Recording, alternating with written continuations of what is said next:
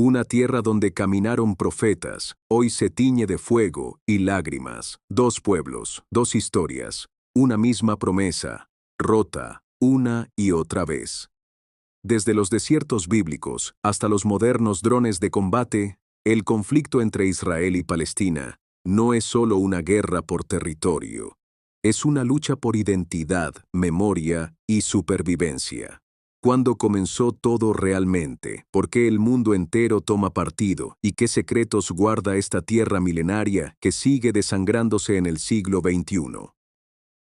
Quédate hasta el final para entender cómo un ejército, rodeado de enemigos, domina el campo de batalla.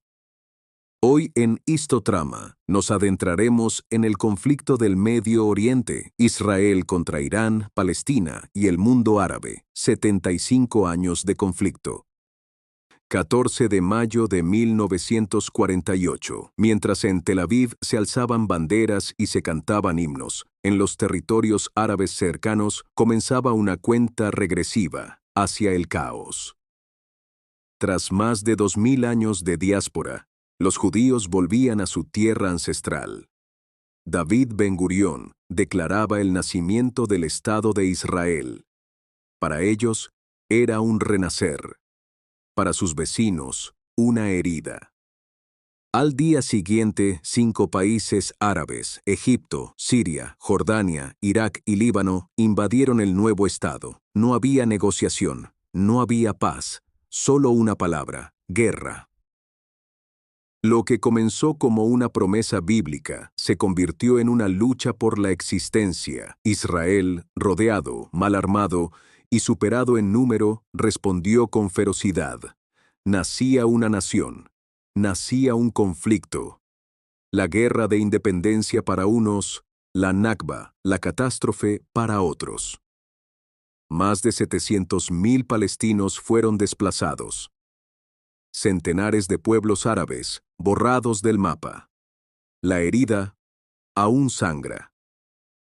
Y ese fue solo el primer capítulo, porque a partir de ese momento, la historia del Medio Oriente quedaría atrapada en un círculo de guerras, traiciones, resistencia y miedo.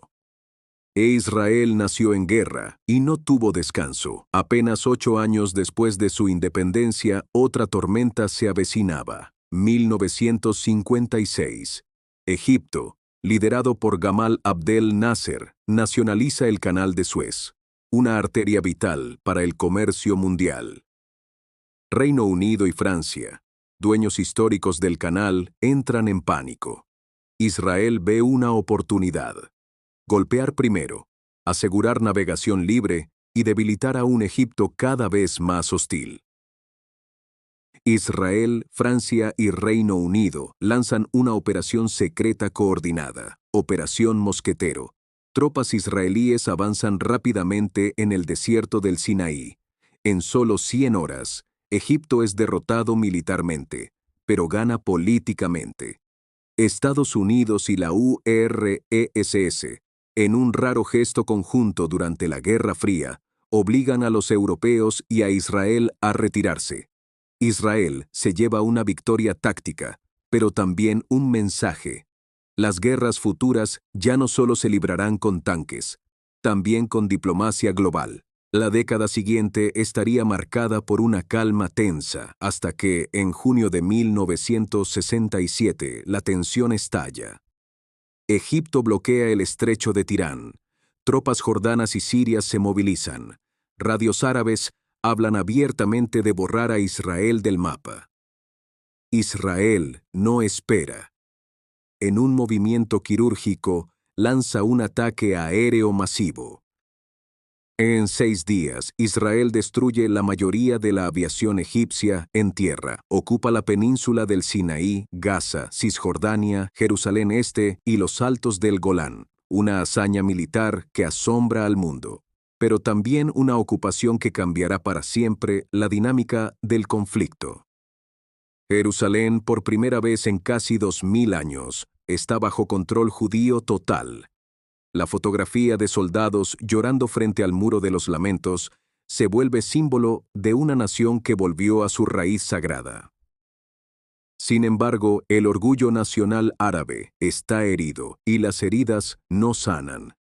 Se incuban. 6 de octubre de 1973, día de Yom Kippur, la festividad más sagrada del judaísmo. Mientras todo Israel guarda ayuno, Egipto y Siria lanzan un ataque sorpresa coordinado. Cientos de tanques egipcios cruzan el canal de Suez. Aviones sirios bombardean los altos del Golán. El ejército israelí, confiado, no estaba preparado. Las primeras 48 horas son caóticas. Las líneas israelíes retroceden, pero el país entero se moviliza. Reservistas llegan por miles. En cuestión de días, Israel recupera el terreno perdido y avanza hacia El Cairo y Damasco. El precio fue alto. Miles de muertos. Una sociedad conmocionada.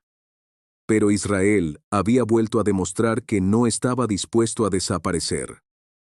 Estas 3 guerras no fueron solo batallas, fueron el nacimiento de una doctrina militar, anticipación, velocidad y dominio aéreo. Fueron la razón por la cual Israel se convirtió, en menos de 3 décadas, en una potencia militar temida y respetada.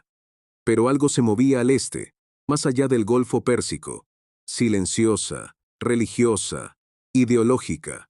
La revolución que cambiaría todo estaba a punto de estallar. Irán. Hasta 1979, Irán era otra cosa, un país prooccidental, con un ejército poderoso, aliado de Israel y Estados Unidos. Pero en enero de ese año, el Shah de Persia huye, y un hombre regresa del exilio. Su nombre, Ruhollah Khomeini. Su mensaje, el Islam debe gobernar. Y debe enfrentarse a los infieles. La revolución islámica fue mucho más que un cambio de gobierno, fue una declaración de guerra ideológica contra el Occidente, contra la modernidad y contra Israel. En el nuevo discurso oficial iraní, Israel ya no era solo un enemigo territorial, era el pequeño Satán. Estados Unidos, el gran Satán. Desde las universidades hasta los sermones, Irán comenzó a preparar una nueva forma de combate, la guerra por medio de milicias, la financiación de grupos armados, el adoctrinamiento regional. Israel lo entendió tarde. Hasta entonces, había luchado contra ejércitos convencionales, tanques, aviones, uniformes. Ahora debía enfrentarse a algo invisible, células, guerrillas, misiles lanzados desde casas, financiación que fluía por túneles y discursos que convertían niños en mártires. El conflicto con Irán no estalló como una guerra declarada, estalló como un virus, lento, silencioso, ideológico y letal. Israel pasaba de ganar guerras en 6 días a librar guerras que no tenían fin. En los años 90, el enemigo dejó de venir con tanques, ahora llegaba con explosivos escondidos en mochilas y túneles bajo la tierra. Hezbollah, en el norte, Hamás, en el sur. 2 grupos con banderas diferentes, pero con un objetivo común: destruir al Estado de Israel. Hezbollah, nacido con apoyo directo de Irán y armado desde Siria, se convirtió en una milicia altamente entrenada, disciplinada, con misiles, comandos y tecnología. En 2006, sorprendió al mundo cuando logró enfrentar al ejército israelí durante 34 días. Hamás, en Gaza, fue otra historia, más caótica, más brutal, más cercana. Su especialidad no eran las trincheras, eran los túneles, kilómetros y kilómetros excavados bajo la frontera, diseñados para atacar, secuestrar y escapar. El conflicto ya no se daba en desiertos abiertos, se daba en pasillos estrechos dentro de ciudades densas, frente a cámaras, con niños como escudos humanos, y titulares en cada misil. Israel lanzó operaciones quirúrgicas, como plomo fundido o escudo defensivo, pero la opinión pública global empezó a cambiar. Por primera vez, muchos no veían a Israel como víctima, sino como agresor. Mientras los líderes de Hezbollah hablaban desde búnkeres subterráneos y los de Hamás lanzaban cohetes desde hospitales, Israel enfrentaba una paradoja: ¿cómo defenderse sin destruirse moralmente? La guerra del siglo XXI ya no era entre ejércitos, era entre narrativas. Y en esa guerra, Israel estaba perdiendo terreno. Desde Teherán, los ayatolás tejieron una red de guerra indirecta. Israel lo sabía, los satélites lo veían, el Mossad lo confirmaba. Irán no necesitaba enviar soldados, enviaba dólares, armas, ideología. Hezbollah tenía misiles gracias a Irán. Hamás tenía túneles gracias a Irán. Y en Siria, tras la guerra civil, Irán movía tropas y construía bases cerca del Golán. Pero había una amenaza aún mayor: el programa nuclear. Durante años, Irán enriqueció uranio, a escondidas, a veces con acuerdos, otras rompiéndolos. El mundo miraba con preocupación. Israel, con miedo. En 2018, el primer ministro Benjamin Netanyahu mostró en vivo documentos robados por el Mossad en Teherán. Pruebas, planes, planificación para una bomba. Israel sabía que no podía permitirlo y sin avisar, atacó. Ataques quirúrgicos, explosiones misteriosas, científicos que desaparecían. Virus informáticos como Stuxnet destruyeron centrifugadoras nucleares. La guerra ya no era con soldados. Era con inteligencia, algoritmos y operaciones fantasmas. Irán, mientras tanto, seguía avanzando en Yemen, armando a los hutíes, en Irak, con las milicias chiitas, en Siria, en la frontera con el Líbano. Cada movimiento tenía un blanco, y era Israel. Israel no estaba en guerra, pero estaba rodeado. Era sábado, el 7 de octubre de 2023. Israel celebraba Sukkot, una de sus fiestas más importantes. La calma de la mañana fue rota por una realidad desgarradora. Miles de cohetes fueron lanzados desde Gaza. Decenas de milicianos armados atravesaron la valla fronteriza. No atacaron bases militares, atacaron casas, atacaron familias, atacaron niños. Lo que ocurrió ese día fue un acto de barbarie que sorprendió al mundo entero. Masacres en kibutz, secuestros, violaciones, transmisiones en vivo de asesinatos. A Israel respondió con toda su fuerza, bombardeó Gaza sin tregua, declaró guerra, movilizó a más de 300.000 reservistas. Por primera vez, desde 1973, se hablaba de una guerra abierta. Pero esto no era solo Israel contra Hamás. Hezbollah disparó desde el norte. Grupos chiitas atacaron desde Siria. Irán celebró la ofensiva. Las redes sociales se convirtieron en un campo de batalla paralelo. Las imágenes de los ataques, los gritos, los bombardeos, dieron la vuelta al mundo en segundos, y con ellas, las opiniones se dividieron. ¿Israel tenía derecho a defenderse? ¿Hasta qué punto? ¿Qué pasaba con los civiles de Gaza? ¿Cuándo deja de ser defensa y se convierte en castigo colectivo?